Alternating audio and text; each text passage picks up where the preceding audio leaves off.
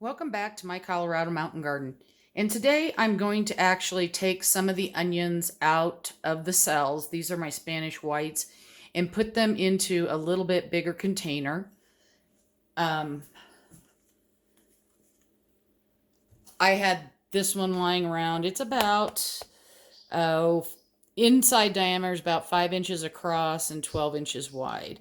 So I will be using a skewer to poke down in to plant my onions.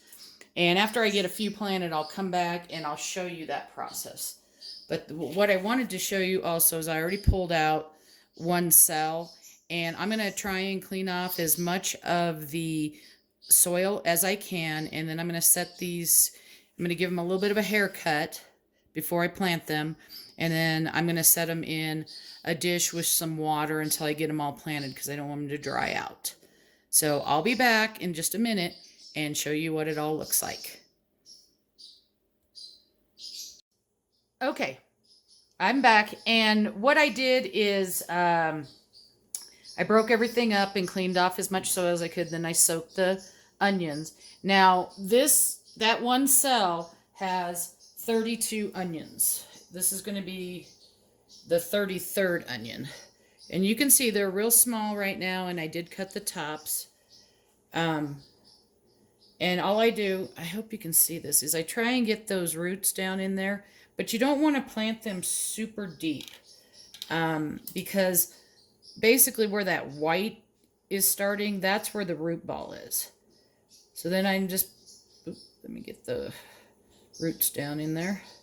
Then I just am backfilling around here and just lightly tamping it in.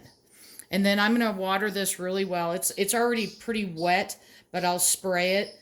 So I'm going to add a few more in here, and that'll be more onions than I need for my garden. But these are just the Spanish whites. I'm also going to do some of the reds today. And I have 6 containers like this if I want to take them all the way up. It's not, you don't have to do this. You can leave them in the pods.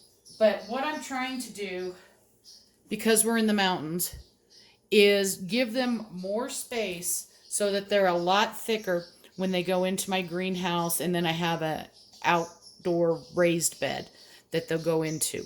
Right now it's too cold at night to be putting these in, even into the greenhouses. With all the snow we got, I haven't been able to get in there and put more water on the beds so things can really heat up. Hopefully, since this week is going to be better, I'm hoping that it'll work out then. Happy gardening.